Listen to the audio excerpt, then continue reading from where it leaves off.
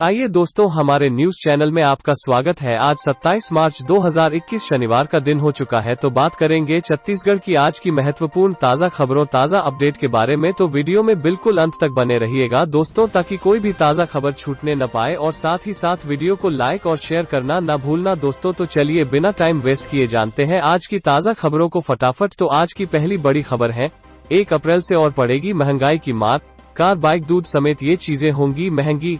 1 अप्रैल 2021 से नए वित्त वर्ष की शुरुआत हो रही है। नए वित्त वर्ष में आम आदमी को महंगाई का झटका लगने वाला है। अब आपके जरूरत और रोजमर्रा की कई चीजें 1 अप्रैल से महंगी होने जा रही है। हर दिन इस्तेमाल में आने वाले दूध से लेकर बिजली, कार, एसी और हवाई सफर तक सब कुछ महंगा हो जाएगा।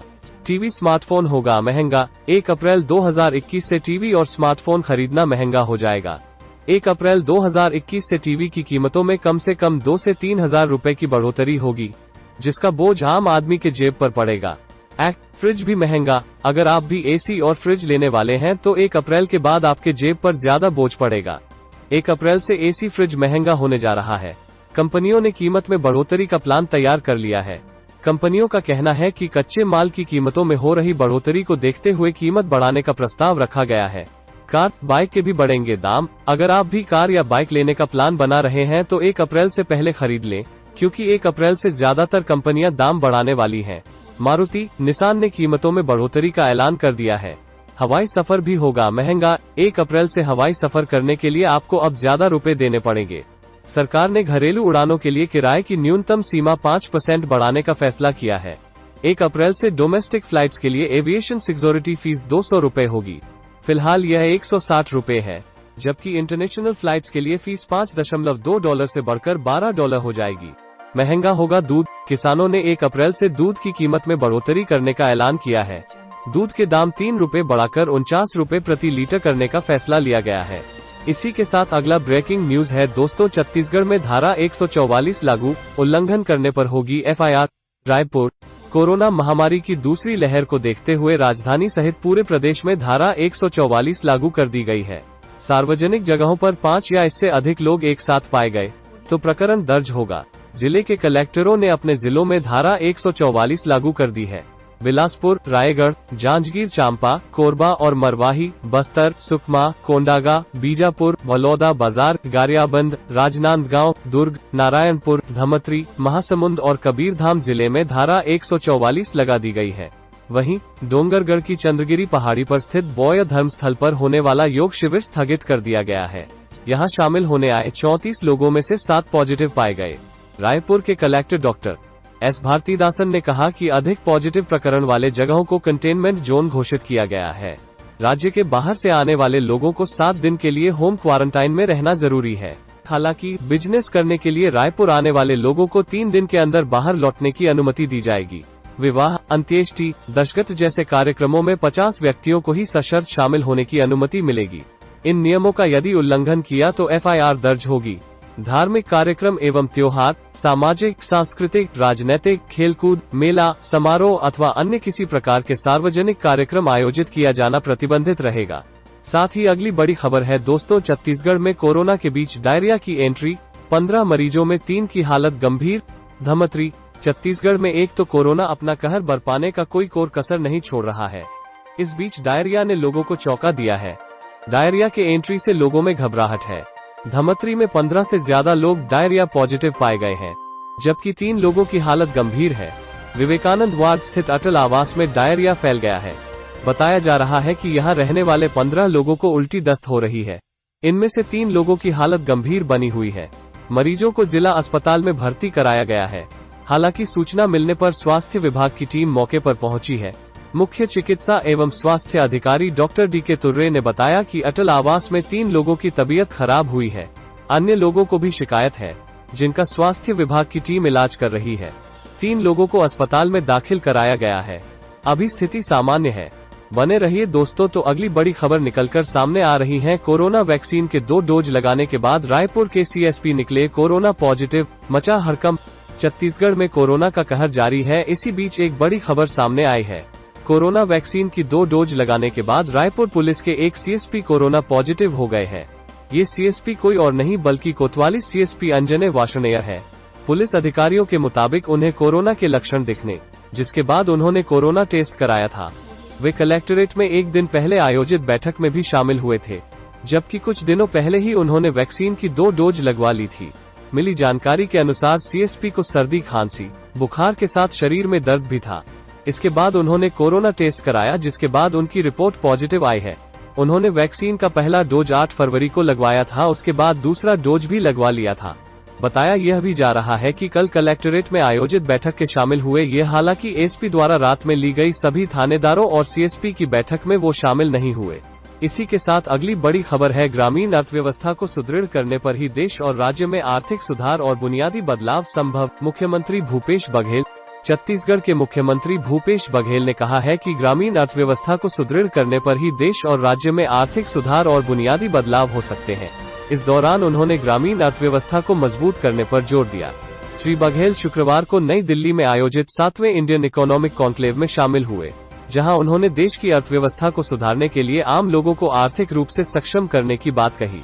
कॉन्क्लेव में देश भर से आए अन्य गणमान्य लोग भी उपस्थित रहे। इकोनॉमिक कॉन्क्लेव में मुख्यमंत्री भूपेश बघेल ने कहा कि ग्रामीण विकास पर आधारित योजनाओं से छत्तीसगढ़ के गांवों में 2.25 सालों में ही बड़ा बदलाव दिख रहा है। श्री बघेल ने कहा कि राज्य सरकार के गठन के साथ ही हमने छत्तीसगढ़ के आर्थिक विकास के लिए एक रोड मैप तैयार किया, जिसके तहत सबसे पहले किसानों का ऋण माफ किया, 2500 रुपए प्रति क्विंटल में धान खरीदी की, आदान सहायता के रूप में किसानों को 5000 करोड़ रुपए की राशि दी, समर्थन मूल्य पर वनोपज की खरीदी की गई, मनरेगा के तहत रोजगार उपलब्ध कराए, जिससे किसानों, गरीब और मजदूरों की आर्थिक स्थिति में सुधार हुआ। आगे बढ़ते हैं दोस्तों, अगला ब्रेकिंग न्यूज है, आने वाले 100 दिन और बढ़ेगा कोरोना संक्रमण, मंत्री सिंहदेव ने विशेषज्ञों का दिया हवाला। रायपुर। विशेषज्ञों के मुताबिक 100 दिन और कोरोना संक्रमण बढ़ेगा। प्रदेश में हालात अभी चिंताजनक है, सावधानी ही विकल्प है। बंद कोविड हॉस्पिटल फिर खोले जाएंगे। वहीं 4 नए लैब खोलने की अनुमति दी गई है। प्राइवेट हॉस्पिटलों में निगरानी रखी जाएगी। पहले फेज में कई शिकायत सामने आई थी। यह बात स्वास्थ्य मंत्री टीएस सिंहदेव ने राज्य में कोरोना संक्रमण समीक्षा करने के बाद कही। छत्तीसगढ़ में पिछले 24 घंटे में 2419 नए कोरोना संक्रमित मरीज मिले हैं। छत्तीसगढ़ के बढ़ते कोरोना संक्रमण को लेकर शुक्रवार को स्वास्थ्य विभाग की एक बड़ी बैठक हुई। इसमें स्वास्थ्य मंत्री ने कोरोना से निपटने के लिए लालपुर और माना के कोविड केयर हॉस्पिटल खोलने की बात कही है। दुर्ग में पॉजिटिविटी बुधवार को 28% तक करीब चली गई। 900 से ज्यादा लोग संक्रमित मिले हैं। यह बहुत बड़ी चिंता की बात है। रायपुर में कोरोना के मामले बढ़ रहे हैं, इसलिए लालपुरा, माना के अस्पतालों को चालू कर रहे हैं। साथ ही नेक्स्ट अपडेट है, दंतेवाड़ा गांव के जंगलों में पुलिस नक्सली मुठभेड़, आईडी पिट्ठू समेत दूसरे सामान बरामद। दंतेवाड़ा के पल्ली बारसूर रोड पर एक बार फिर नक्सलियों की उपस्थिति देखने को मिली है। घोटिया गांव के जंगलों में पुलिस नक्सली मुठभेड़ हुई है। मौके से पुलिस ने आईडी, पिट्ठू समेत दूसरे सामान बरामद की है। बता दें कि पुलिस को मुखबिर से सूचना मिली थी कि घोटिया के जंगलों में नक्सलियों की मौजूदगी है। इसी सूचना पर बारसूर और आसपास के कैंपों से डीआरजी, एसटीएफ, सीआरपीएफ और सीएएफ के जवानों को सर्चिंग के लिए भेजा गया था। जब जवानों ने नक्सलियों की घेराबंदी करनी शुरू की, नक्सलियों को इसकी भनक लग गई और पुलिस पर फायरिंग कर मौके से भाग निकले। साथ ही अगली बड़ी खबर है दोस्तों, रायपुर जिले में 57 चिकित्सालयों में कोरोना के जांच और निःशुल्क वैक्सीन लगाने की व्यवस्था। रायपुर जिले में 57 चिकित्सालयों में कोरोना के जांच और निःशुल्क वैक्सीन लगाने की व्यवस्था की गई है। मात्र नागरिक को अपना फोटो पहचान पत्र दिखाकर किसी भी कोविड टीकाकरण केंद्र में कोविड टीकाकरण लगवा सकते हैं। ये चिकित्सालय है MMI, Narayana hospital, Chhattisgarh dental and multi super speciality hospital, Arogya hospital, Yashoda children hospital, Kanha children hospital, Vardaan hospital, Kalda burn plastic surgery केंद्र, Maa Sharda Arogyadham hospital, Balco medical centre, Lamti multi speciality HDC, Harikishan hospital, Devi Lakshmi hospital, Aastha Vinayak maternity केंद्र। उल्लेखनीय है कि 60 वर्ष से अधिक के वरिष्ठ नागरिक के अलावा 45 वर्ष से अधिक आयु के गंभीर मरीजों का कोविड टीकाकरण किया जा रहा है। टीकाकरण के लिए 45 वर्ष से 59 वर्ष के मध्य वाले नागरिकों को न्यूनतम एमबीबीएस वाले डॉक्टर का निर्धारित प्रारूप में प्रमाण पत्र उपलब्ध कराना होगा।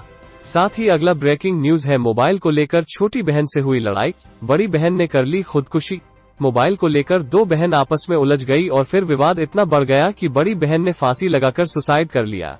घटना मुंगेर के धरहरा थाना इलाके के पचरूखी गांव की है, जहां मामूली विवाद में एक युवती ने शुक्रवार को फांसी लगाकर सुसाइड कर लिया। मृतक युवती की पहचान पचरुखी गांव के रहने वाले मुकेश सिंह की 16 साल की बेटी संध्या कुमारी के रूप में की गई है। मृतक छात्रा के परिजनों ने बताया कि संध्या अपनी छोटी बहन साक्षी से मोबाइल की मांग की। इस दौरान दोनों के बीच हल्की नोकझोंक हुई, जिसके बाद गुस्से में आकर संध्या ने गले में दुपट्टा का फंदा लगाकर घर के एक कमरे में पंखे से लटककर खुदकुशी कर ली। मामले की जानकारी मिलते ही घर में कोहराम मच गया। परिजनों का रो रोकर बुरा हाल है। वहीं मौके पर पहुंच पुलिस ने शव को कब्जे में लेकर पोस्टमार्टम के लिए भेज दिया है और मामले की जांच में जुट गई है। नेक्स्ट अपडेट है दोस्तों, जाने कैसे बालोद की ये तीनों बेटियां रातों रात हो गई स्टार। रायपुर। देश के लोगों को कोरोना संक्रमण से बचाव के उपाय अपनाने के लिए जागरूक करने छत्तीसगढ़ के बालोद जिले की 3 बच्चियों ने कोरोना सॉन्ग गाया है। ये छत्तीसगढ़ी गीत सोशल मीडिया में जमकर वायरल हो रहा है। बालोद जिला प्रशासन द्वारा तैयार करवाए गए इस जन जागरूकता गीत को आज ही राज्योत्सव के मौके पर जारी किया गया था। इस जन जागरूकता गीत कोरोना सॉन्ग को बालोद जिले की ही 3 प्रतिभावान बेटियों रेखा शर्मा, सरिता देवांगन और रिया दास ने स्वर दिया है। यह गीत सोशल मीडिया के विभिन्न प्लेटफॉर्म्स में तेजी से लोकप्रिय हो रहा है। इसे बालोद जिला प्रशासन के फेसबुक पेज पर देखा और सुना जा सकता है। 1 मिनट के इस मधुर गाने में लोगों को कोरोना संक्रमण से बचने के लिए मास्क और सैनिटाइजर के उपयोग तथा साबुन से बार बार हाथ धोने के लिए प्रेरित किया गया है। कोरोना के खतरे को देखते हुए लोगों को अनावश्यक इधर उधर नहीं घूमने और घर पर ही रहने की अपील की गई है। गीत में शारीरिक दूरी के महत्व को रेखांकित करने के साथ कोरोना के लक्षणों के बारे में भी सहजता से और बेहतर ढंग से जानकारी दी गई है। इस वीडियो को पुनः पीसीसी प्रवक्ता शैलेश नितिन त्रिवेदी ने ट्विटर में पोस्ट किया है। साथ अगला ब्रेकिंग न्यूज है दोस्तों, शिक्षाकर्मी ने अपनी ही भतीजी को बाल खींच कर पीटा, सामने आया वीडियो। अंबिकापुर। सीतापुर इलाके से शिक्षाकर्मी द्वारा युवती की पिटाई का मामला सामने आया है। इस घटना का वीडियो सोशल मीडिया पर जमकर वायरल हो रहा है। बताया जा रहा है कि वायरल हुए वीडियो में शिक्षाकर्मी जिस युवती की पिटाई कर रहा है वो उसकी भतीजी है और जमीन को लेकर दोनों परिवार के बीच विवाद चल रहा था। मामले को लेकर दोनों पक्षों ने थाने में शिकायत